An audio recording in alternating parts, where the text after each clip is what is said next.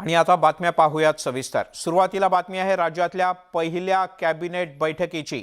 मुख्यमंत्री पदाची शपथ घेतल्यानंतर तातडीने मुख्यमंत्री एकनाथ शिंदे आणि उपमुख्यमंत्री देवेंद्र फडणवीस यांनी मंत्रालय गाठलं आणि पहिली कॅबिनेटची बैठक सुद्धा पार पडली। यावेळेला मुख्यमंत्री आणि उपमुख्यमंत्र्यांनी येत्या काळात लोकांना अपेक्षित ती सर्व कामं करू असा विश्वासही व्यक्त केला। एकनाथ शिंदे यांनी मुख्यमंत्री म्हणून प्रलंबित प्रश्नांना पुढे नेणार असल्याचं म्हटलं। रखडलेल्या प्रकल्पांना वेग देऊ असंही त्यांनी नमूद केलं। तर राज्याचे उपमुख्यमंत्री देवेंद्र फडणवीस यांनी मेट्रो, जलयुक्त शिवार यासारखी कामं अधिक वेगानं करणं लोकांना अपेक्षित आहे आणि ती सर्व कामं करू असं आवर्जून सांगितलं।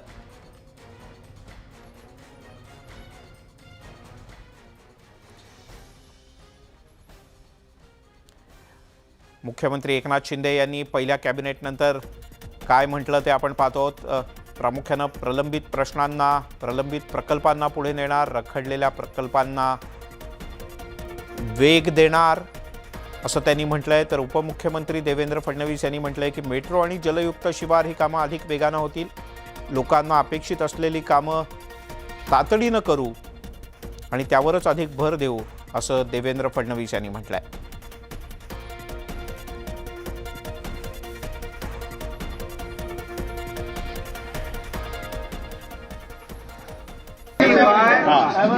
हमारे प्रकल्प है, जो प्रकल्प है, जो उसको गति बढ़ाना है, उसको आगे बढ़ाना है। और यही हमारा आज पहली बात जो पेंडिंग प्रोजेक्ट है आगे बढ़ाएंगे और बिफोर टाइम उसको कंप्लीट करेंगे। ये आज की महाराष्ट्राच्या ज्या गरजा आहेत, महाराष्ट्राचा सर्वांगीण विकास हेच आमचं उद्दिष्ट आहे। सर, पीक पाणी खरीप वगैरे सगळे आढावा घेतलेला आहे। अरे आता माजी मुख्यमंत्री पण सोबत आहे, त्यामुळे जोरदार बॅटिंग होईल। आपल्या सर्वांना शुभेच्छा देतो आणि आम्ही निश्चितपणे आपल्याला कल्पना आहे की जेव्हा 5 वर्ष मी मुख्यमंत्री होतो त्यावेळेस पत्रकारांच्या प्रश्नाला आपण न्याय द्यायचा प्रयत्न केला।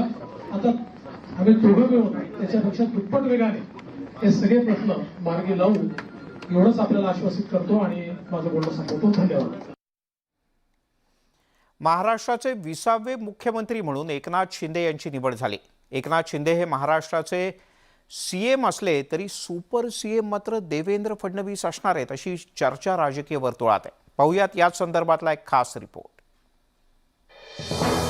एकनाथ शिंदे महाराष्ट्राचे सीएम, देवेंद्र फडणवीस सरकारचे सूत्रधार, देवेंद्र फडणवीस सुपर सीएम।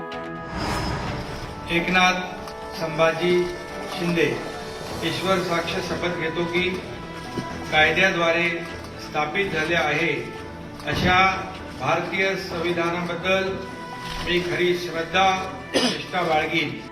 एकनाथ शिंदे हे महाराष्ट्राचे मुख्यमंत्री झाले। शिवसेनेचे 2/3 आमदार फोडून एकनाथ शिंदे हे राज्याचे 20वे मुख्यमंत्री झाले। एकनाथ शिंदे जरी महाराष्ट्राचे मुख्यमंत्री झाले असले तरी या सगळ्या सत्तानाट्याचे सूत्रधार हे देवेंद्र फडणवीस असतील। एकनाथ शिंदेंच्या मुख्यमंत्री पदाची घोषणा केल्यानंतरही देवेंद्र फडणवीस यांनीही तसेच स्पष्ट संकेत दिले। या ठिकाणी हे सरकार योग्य प्रकारे चाललं पाहिजे ही जबाबदारी माझी देखील असेल आणि त्याकरता पूर्ण साथ आणि समर्थन या सरकारला मी देणार आणि मला अतिशय आनंद आहे।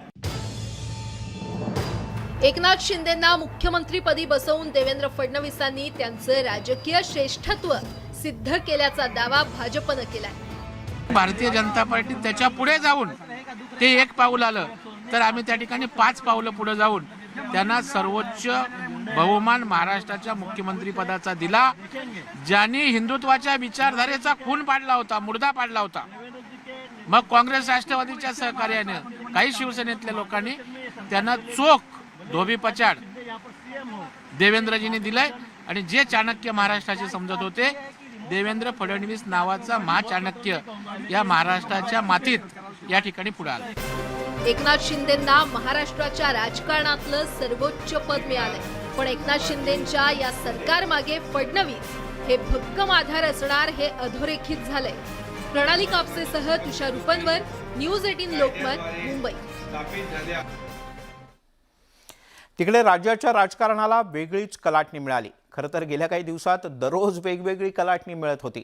देवेंद्र फडणवीस यांनी एकनाथ शिंदे मुख्यमंत्री होणार असल्याचं पत्रकार परिषदेत जाहीर केलं आणि अनेकांना आश्चर्याचा धक्काच बसला. संध्याकाळी एकनाथ शिंदे यांनी मुख्यमंत्रीपदाची तर देवेंद्र फडणवीस यांनी उपमुख्यमंत्रीपदाची शपथही घेतली. कोणीही कल्पना केली नव्हती की अशा प्रकारे अचानक स्वतः देवेंद्र फडणवीसच एकनाथ शिंदे यांचं नाव जाहीर करतील. पण फडणवीस यांनी एका दगडात अनेक पक्षी मारल्याचं बोललं जात आहे.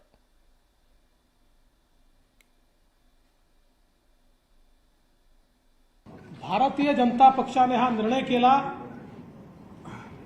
की श्री एकनाथ शिंदे साहेब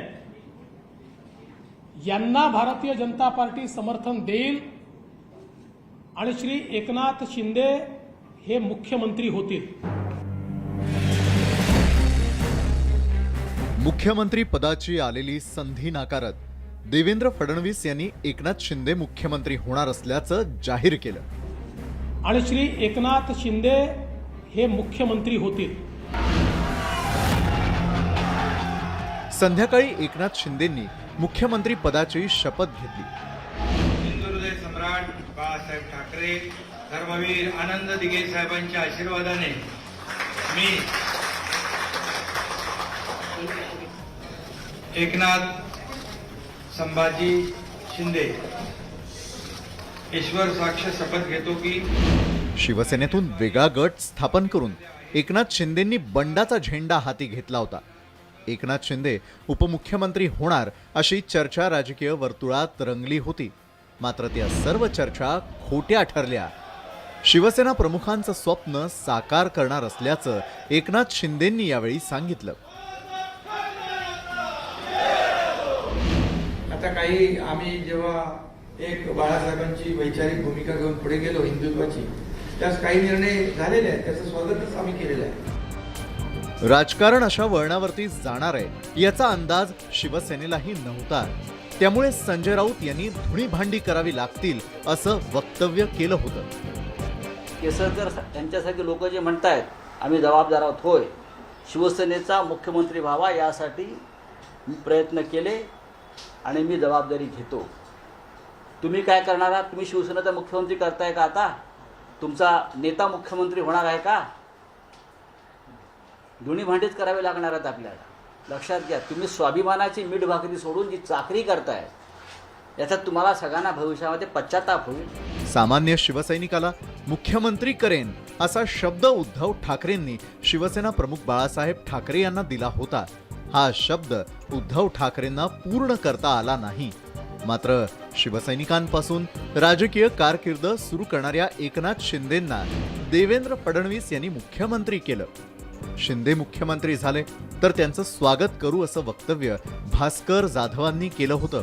आता उद्धव ठाकरे आणि भास्कर जाधव एकनाथ शिंदेंचं स्वागत करणार का, याकडे सगळ्यांचं लक्ष लागलंय. उद्धवसाहेब ठाकरे जरी बोलले नाहीत तरी ते खूप मोठ्या मनाचे आहेत. त्यांना सुद्धा मनातून आनंद होईल आणि म्हणून अजूनही वेळ गेलेली नाही. जर एकनाथराव शिंदे असं म्हणत असतील की आमचा अजून मंत्रिमंडळाचा फॉर्म्युला ठरलेला नाही, तर माझी एकनाथराव शिंदेना तुमच्या मार्फत विनंतीवादा एक आव्हान आहे की तुम्ही या, तुम्ही मुख्यमंत्री होऊन आलात तर मी तुमचं स्वागत करायला उभा राहील. उद्धव ठाकरेंनी मुख्यमंत्री पदाचा राजीनामा दिलाय. मात्र त्या खुर्चीवर शिवसेनेचाच मुख्यमंत्री विराजमान होणार आहे. मात्र आता त्यावर आनंद व्यक्त करावा की नाही अशी विचित्र स्थिती शिवसेनेची झाली आहे. एकंदरीतच देवेंद्र फडणवीस यांच्या मास्टर स्ट्रोकची चर्चा पुढील अनेक महिने सुरू राहणार हे नक्की. Bureau report, news 18 Lokmat.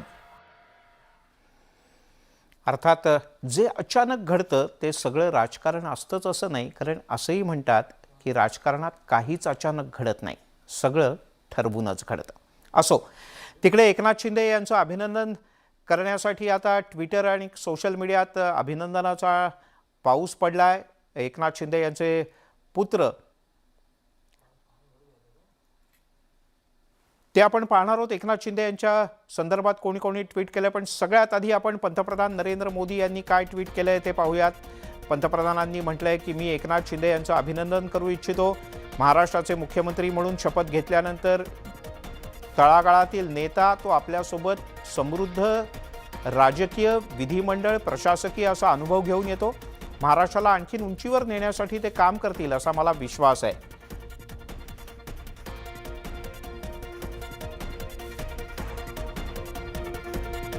असं म्हणत पंतप्रधान नरेंद्र मोदी यांनी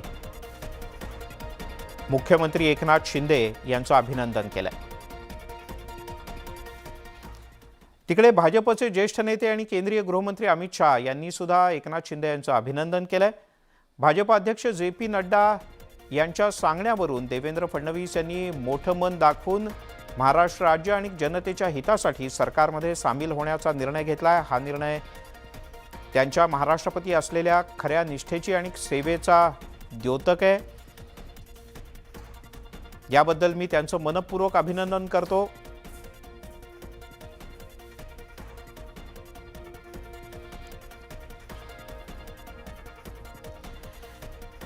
तिकडे केंद्रीय मंत्री नितीन गडकरी यांनी सुद्धा ट्विटरवरून महाराष्ट्राच्या मुख्यमंत्री आणि उपमुख्यमंत्र्यांना शुभेच्छा दिल्यात. महाराष्ट्राच्या मुख्यमंत्रीपदी शपथ ग्रहण केल्याबद्दल मी एकनाथ शिंदेजी तसंच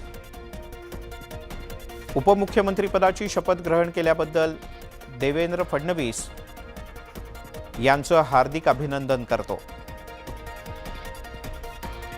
आणि दोघांनाही यशस्वी कार्यकाळासाठी शुभेच्छा देतो.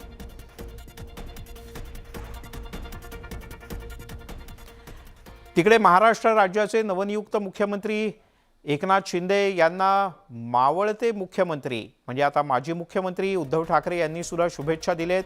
महाराष्ट्र राज्याचे नवनियुक्त मुख्यमंत्री एकनाथ शिंदेजी, उपमुख्यमंत्री देवेंद्र फडणवीस यांना भावी वाटचालीसाठी शुभेच्छा असं उद्धव ठाकरे यांनी म्हटलंय. आपल्या हातून महाराष्ट्रामध्ये चांगलं काम होवो ही सदिच्छा असं उद्धव ठाकरे यांनी आपल्या ट्विटमध्ये म्हटलंय.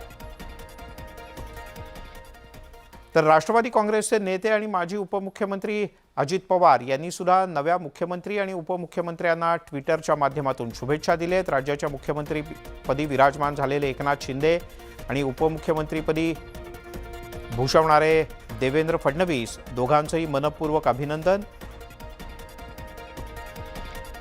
हे नवीन सरकार राज्यातील जनतेच्या हिताचे निर्णय घेण्यासहित राज्याच्या विकासाचा गाडा देखील वेगानं पुढे नेईल अशी सदिच्छा अजित पवार यांनी व्यक्त केली. तिकडे राज ठाकरे यांनी सुद्धा नवीन मुख्यमंत्र्यांचं अभिनंदन केलं, पण त्याच वेळेला त्यांनी एक सल्लाही दिला. राज ठाकरे यांनी ट्विटरवर काय म्हटलंय आपण पाहूयात.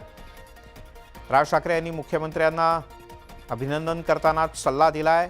राज ठाकरे यांनी म्हटलंय बेसावध राहू नका, सावध राहा आणि सावध राहून पावलं उचला असं राज ठाकरे यांनी आपल्या ट्विटरच्या माध्यमातून म्हटलंय. तर खासदार संभाजीराजे छत्रपती यांनी सुद्धा मुख्यमंत्र्यांचं अभिनंदन केलंय. त्यांनी म्हटलंय महाराष्ट्राचे नूतन मुख्यमंत्री एकनाथजी शिंदे यांचं मनपूर्वक अभिनंदन. राज्याला विकासाच्या प्रगतीपथावर नेण्यासह मराठा समाजाचे सर्व प्रलंबित प्रश्न आपण मार्गी लावाल ही अपेक्षा.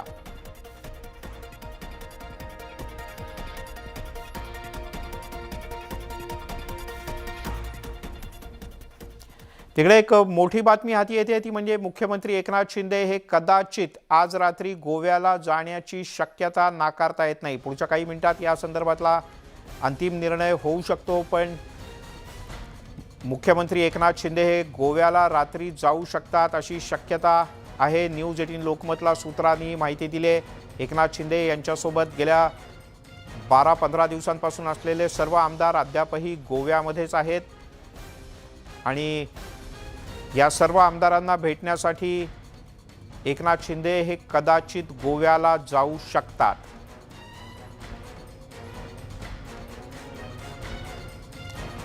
आज सकाळी एका विशेष विमानानं एकनाथ शिंदे हे एकटेच मुंबईमध्ये आले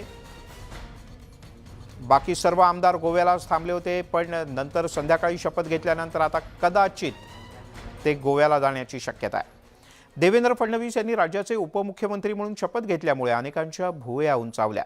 खरं तर शिंदे यांना मुख्यमंत्री पदासाठी जाहीरपणे पाठिंबा व्यक्त करतानाच त्यांनी मंत्रिमंडळात सहभागी होणार नसल्याचंही जाहीर केलं होतं. पण त्यानंतर अवघ्या काही मिनिटात पक्षाचा आदेश आला आणि उपमुख्यमंत्री पदाची शपथ देवेंद्र फडणवीस यांनी घेतली. पण या सगळ्यामुळे नवनवीन चर्चांना तोंड फुटलंय.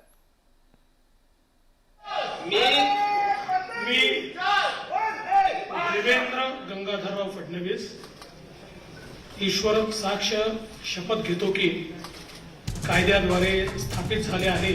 राज्याचे उपमुख्यमंत्री म्हणून देवेंद्र फडणवीस यांनी शपथ घेतली. खरं तर एकनाथ शिंदे यांच्या बंडानंतर देवेंद्र फडणवीस यांची संभाव्य मुख्यमंत्री म्हणून राजकीय वर्तुळात जोरदार चर्चा होती. त्याला कारण म्हणजे शिंदे गटाच्या तुलनेत भाजपकडे संख्याबळ दुप्पट आहे. त्यामुळेच भाजपकडून मुख्यमंत्री पदावर दावा सांगितला जाणार असंच वाटत होतं. पण भाजपनं एकनाथ शिंदेंना मुख्यमंत्री पदासाठी पाठिंबा जाहीर केल्यामुळे राजकीय वर्तुळात आश्चर्य व्यक्त केलं जात आहे. म्हणजे आसाममध्ये जे सहकारी गेले त्याचं त्यांनी नेतृत्व केलं. मला वाटत नाही की त्यांची अपेक्षा उपमुख्यमंत्र्याच्या पेक्षा अधिक होती. गेल्या 2.5 वर्षात देवेंद्र फडणवीस यांनी आक्रमक विरोधी पक्षनेत्याची भूमिका चोख पार पाडली. महाविकास आघाडी सरकार सत्तेत आल्यापासून राज्यात पुन्हा एकदा भाजपचं सरकार येणार असल्याचं भाकीत भाजपच्या नेत्यांकडून वारंवार वर्तवण्यात आलं. त्यामुळे फडणवीस पुन्हा मुख्यमंत्री होणार असाच अंदाज व्यक्त केला जात होता. पण घडलं काही वेगळंच. एकनाथ शिंदे यांना मुख्यमंत्री पदासाठी पाठिंबा जाहीर करतानाच आपण मंत्रिपद स्वीकारणार नसल्याचं देवेंद्र फडणवीस यांनी जाहीर करून टाकलं होतं. मात्र त्यानंतर काही मिनिटातच भाजपच्या केंद्रीय नेत्यांनी देवेंद्र फडणवीस यांना उपमुख्यमंत्री पदासाठी गळ घातली आणि त्याला फडणवीस यांनी होकारही दिला. त्यामुळे भाजप नेत्यांमध्ये बेबनाव तर नाही ना, अशी शंका व्यक्त केली जाते. Devendra Gangadharrao Fadnavis bureau report, news 18 Lokmat. घेतो की या सर्व घडामोडींवर राष्ट्रवादी काँग्रेसचे अध्यक्ष आणि मागच्या आघाडी सरकारचे कर्ते शरद पवार यांनीही प्रतिक्रिया दिली. यावेळेला माध्यमांशी बोलताना त्यांनी देवेंद्र फडणवीस यांना काहीसं डिवचलं. भाजपमध्ये एकदा आदेश आला की तो पाळावा लागतो. देवेंद्र फडणवीस राज्याचे 5 वर्ष मुख्यमंत्री होते. त्यानंतर त्यांनी 2.5 वर्ष विरोधी पक्ष नेते म्हणूनही काम केलं. तरीही त्यांना उपमुख्यमंत्री पदाची शपथ घ्यावी लागली. हा तर आश्चर्याचा धक्का होता. पण एकदा आदेश आला की त्यामध्ये तडजोड नाही, ही भाजपची आणि संघाची पद्धत असल्याचं शरद पवार यांनी म्हटलं आणि फडणवीस यांना चिमटाही काढला. आदेश आला आणि त्याचा परिणाम राज्याच्या मुख्यमंत्रीपदाची जबाबदारी शिंदेंच्या पडली की ज्याची कल्पना कोणाला नव्हती. कदाचित शिंदेंना सुद्धा नसावी. इथून पुढे महाविकास आघाडी म्हणूनच निवडणुका लढवल्या जातील का? राष्ट्रवादी काँग्रेस आणि शिवसेना? नाही, अजून काय तो निर्णय झाला. त्याच्यावर चर्चा अजून केली. मुख्यमंत्री होते, 5 वर्ष त्यांनी काम केलं. नंतर विरोधी पक्षाचं नेतृत्व ज्यांनी केलं त्यांना उपमुख्यमंत्रीपदाची शपथ ही घ्यावी लागली. हा तर आश्चर्याचा धक्का होता. पण एकदा आदेश झाला आणि सत्तेची कोणतीही संधी मिळाली तर ती स्वीकारायची असते. याचं उदाहरण देवेंद्र फडणवीस यांनी आज घालून दिलेलं आहे. येत्या शनिवारी नव्या सरकारला बहुमत सिद्ध करायचं आहे, तशा प्रकारचे स्पष्ट आदेशच राज्यपाल भगतसिंग कोश्यारी यांनी दिले आहेत. येत्या शनिवारी म्हणजे 2 जुलैला विधिमंडळाचं विशेष अधिवेशन भरवण्याचा आदेश राज्यपालांनी दिला आहे आणि या अधिवेशनात विधानसभा अध्यक्षांची सुद्धा निवड होईल. एकनाथ शिंदे यांनी महाराष्ट्राच्या मुख्यमंत्रीपदाची शपथ घेतल्यानंतर लगेचच पहिली कॅबिनेटची बैठक सुद्धा पार पडली. दरम्यान राज्यपाल भगतसिंग कोश्यारी यांनी मुख्यमंत्री एकनाथ शिंदे यांना बहुमत सिद्ध करण्यासाठी सांगितलं आहे. शनिवारी महाराष्ट्राच्या विधानसभेचं विशेष सत्र होईल. बहुमत चाचणीच्या वेळेला विधानसभा अध्यक्षांची सुद्धा निवड होणार आहे.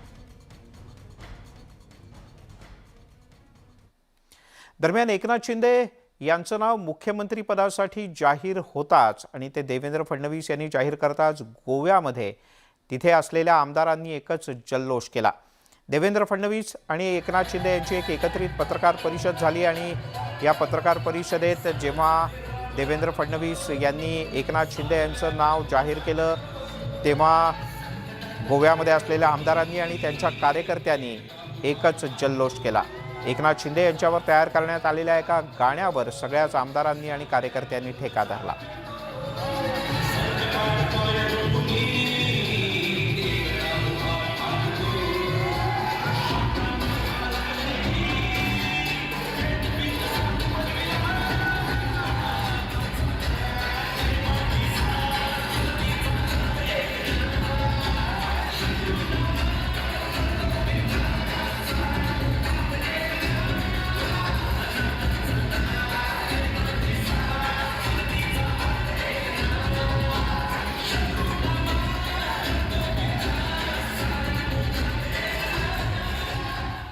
तिकडे मुख्यमंत्री एकनाथ शिंदे यांच्या बालेकिल्ल्यात जोरदार जल्लोष करण्यात आला. ठाण्यात कार्यकर्त्यांनी फटाक्यांची तुफान आतषबाजी केली आणि घोषणाबाजी करत आनंदोत्सव साजरा केला.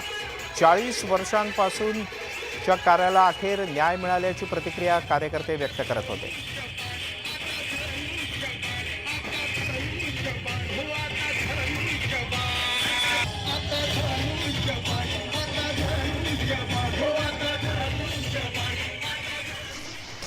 तिकडे एकनाथ शिंदे राज्याचे मुख्यमंत्री झाल्यानंतर पुण्यात सुद्धा जल्लोष करण्यात आला. एकनाथ शिंदे यांच्या समर्थकांनी एकमेकांना पेढे भरवून आणि फटाके वाजवून आनंद व्यक्त केला.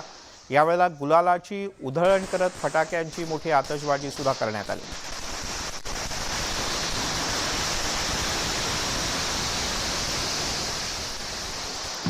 एकनाथ शिंदे यांच्या शपथविधीनंतर नांदेडमध्ये बंडखोर आमदारांच्या समर्थकांचं भाजप कार्यकर्त्यांनी मोठा जल्लोष केला. आमदार बालाजी कल्याणकर यांच्या घरासमोर आनंदोत्सव साजरा करण्यात आला. आमदार कल्याणकर समर्थकांनी बँडच्या तालावर ठेका धरत मुख्यमंत्री एकनाथ शिंदे यांचं अभिनंदन केलं. यावेळेला फटाक्यांची मोठी आतषबाजी करत जल्लोषही करण्यात आला. शिवसेना आणि भाजपचे कार्यकर्ते 2.5 वर्षानंतर एकत्र आनंदोत्सव साजरा करताना दिसले.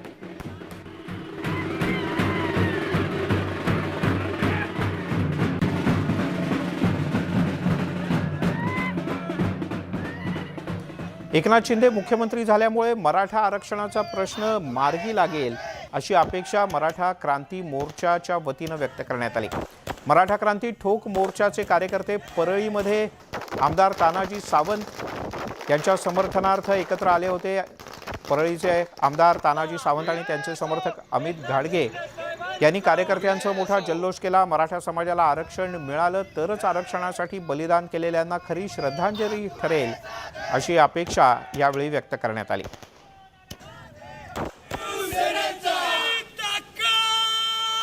एकनाथ शिंदे यांनी मुख्यमंत्री पदाची शपथ घेतल्यानंतर रत्नागिरी जिल्ह्यातल्या खेडमध्ये आमदार योगेश कदम यांच्या समर्थकांनी एकच जल्लोष केला आणि जोरदार घोषणाबाजी केली. या घोषणाबाजीनंतर उपस्थितांना मिठाईचं वाटप करण्यात आलं.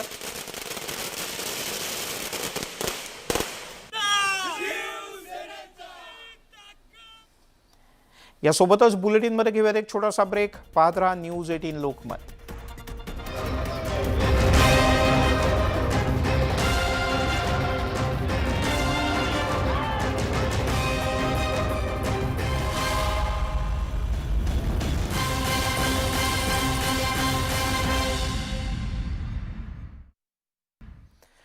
ब्रेकनंतर आपल्या सगळ्यांचं पुन्हा एकदा स्वागत.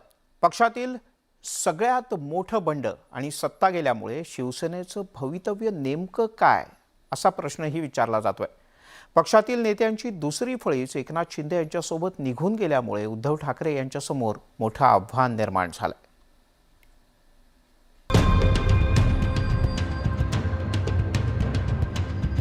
पक्षातील आमदार एकीकडे आणि पक्षप्रमुख दुसरीकडे अशी विचित्र परिस्थिती शिवसेनेसमोर निर्माण झालेली आहे. आगामी काळात मुंबई महानगरपालिकेसह राज्यातल्या महत्त्वाच्या शहरातल्या पालिकांच्या निवडणुका होणार आहेत. तर 2 वर्षांनी लोकसभेची निवडणूक आणि त्या पाठोपाठ विधानसभेची निवडणूक होणार आहे. मात्र ज्यांच्या भरवशावर ही निवडणूक लढवायची होती त्याच आमदारांनी एकनाथ शिंदे यांच्या नेतृत्वाखाली वेगळा गट स्थापन केला.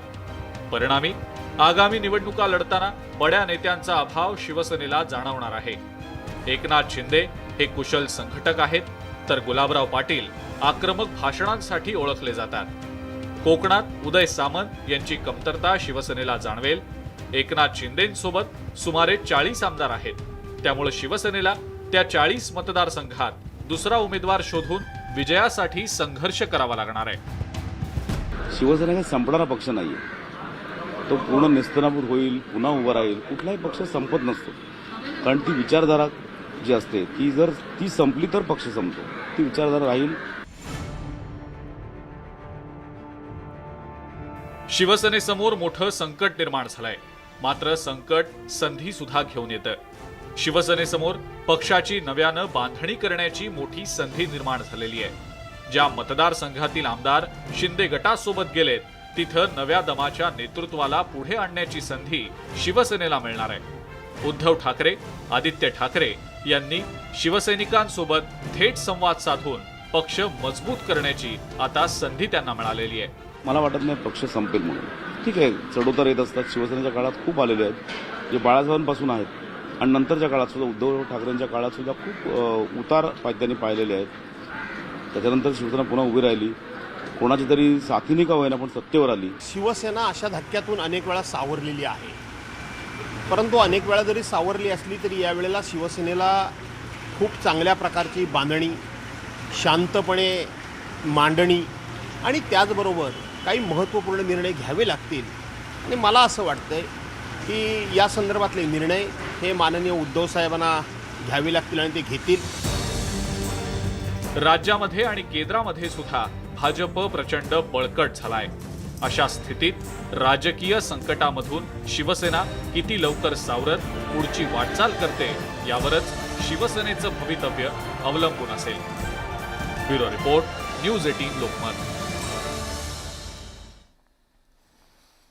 त्यामुळे शिवसेनेच्या समोर मोठी आव्हानं आहेत आणि ही सर्व आव्हानं शिवसेना कशी पेलते हे पाहणं महत्त्वाचं आहे. छोटासा ब्रेक घेऊयात. सर्व प्रकारच्या ताज्या अपडेटसाठी news18lokmat.com या आमच्या वेबसाईटला लॉग ऑन करा. फेसबुक, ट्विटरवर आम्हाला फॉलो करा. आमच्या यूट्यूब चॅनलला सबस्क्राईब करा.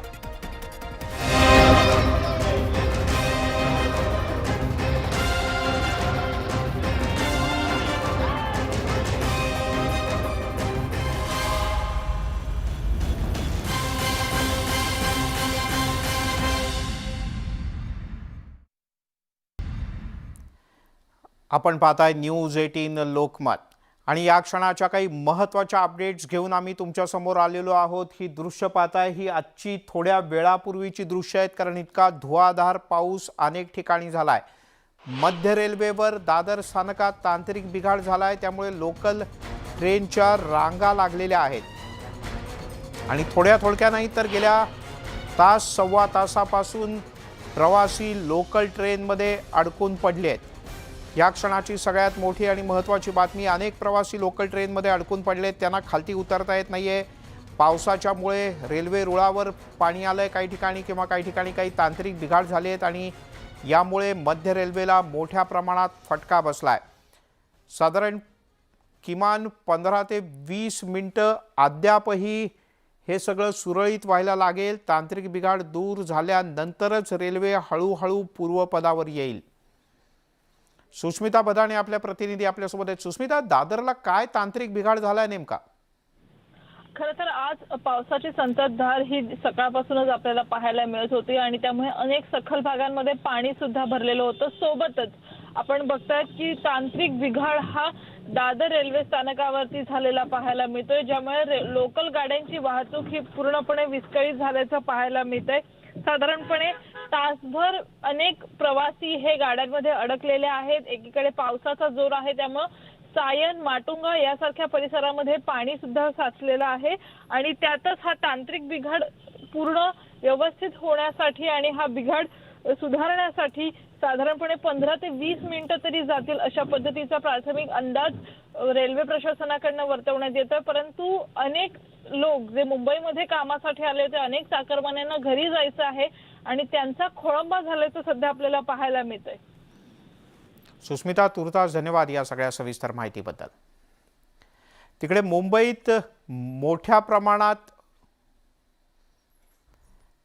मुंबईत सर्वत्र तुफान पाऊस झालाय. अनेक ठिकाणी पाणी साचलंय. अंधेरी सबवेमध्ये सुद्धा मोठ्या प्रमाणात पाणी साचलं आहे आणि मुंबईत वाहतुकीचा वेग जवळपास थांबल्यासारखी स्थिती निर्माण झाली आहे. मुंबईत गेल्या काही तासांपासून तुफान पाऊस आणि या पावसामुळे रस्ते आणि रेल्वे या दोन्ही सेवा मोठ्या प्रमाणात विस्कळीत झाली आहेत.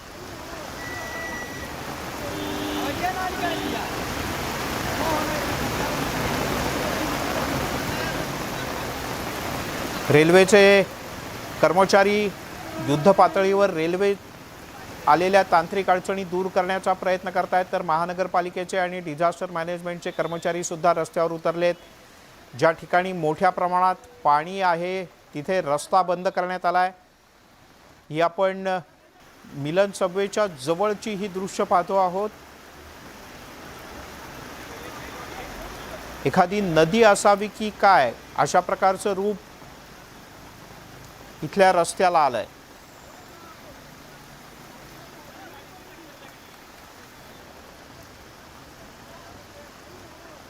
मुंबईत मुसळधार पाऊस पडतोय.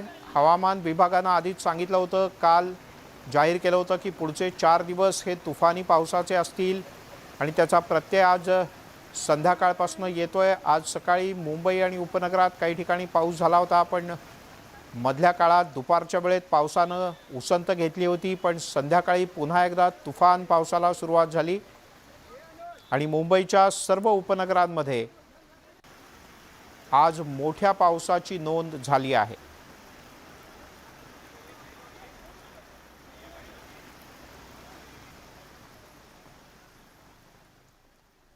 मुंबईत मुसळधार पाऊस पडतोय. मुंबईच्या हाजी अली भागात तसंच सी लिंकच्याकडे जो रस्ता जातो या रस्त्यावर सुद्धा मोठ्या प्रमाणात पाणी साचलंय. अनेक सखल भागातही पाणी साचल्यानं वाहतुकीचा मोठ्या प्रमाणात खोळंबा झाला आहे.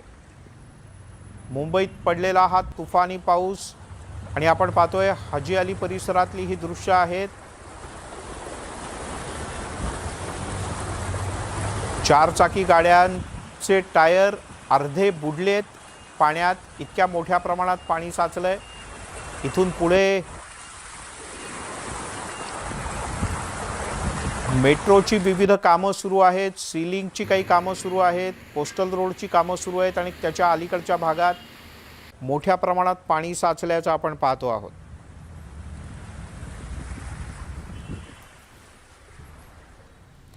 तर आता आपण दादरच्या हिंदमाता परिसरातली दृश्य पाहतो आहोत.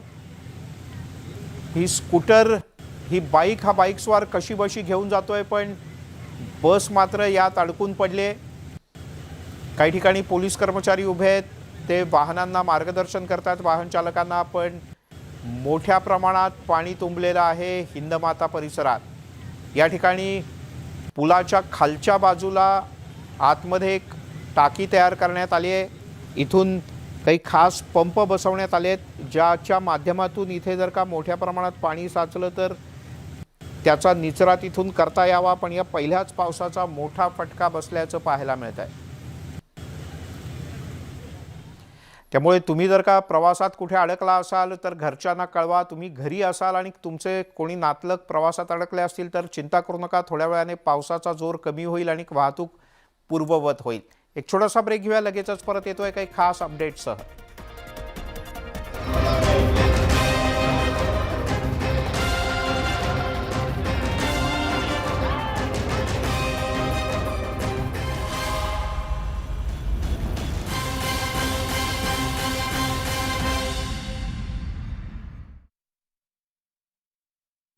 ब्रेक नंतर आपल्या सगळ्यांचं पुन्हा एकदा स्वागत.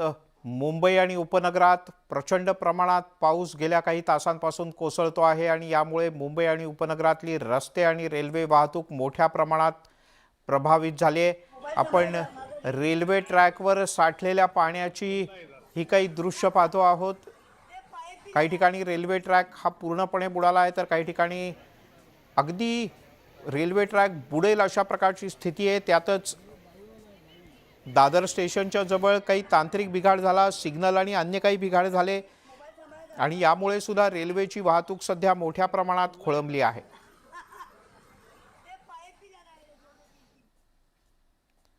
यासोबतच दिवसभराच्या बातम्यांमध्ये इथेच थांबूयात. थोड्याच वेळात माझा सहकारी विलाससह मुंबईची बित्तम बातमी, महामुंबई.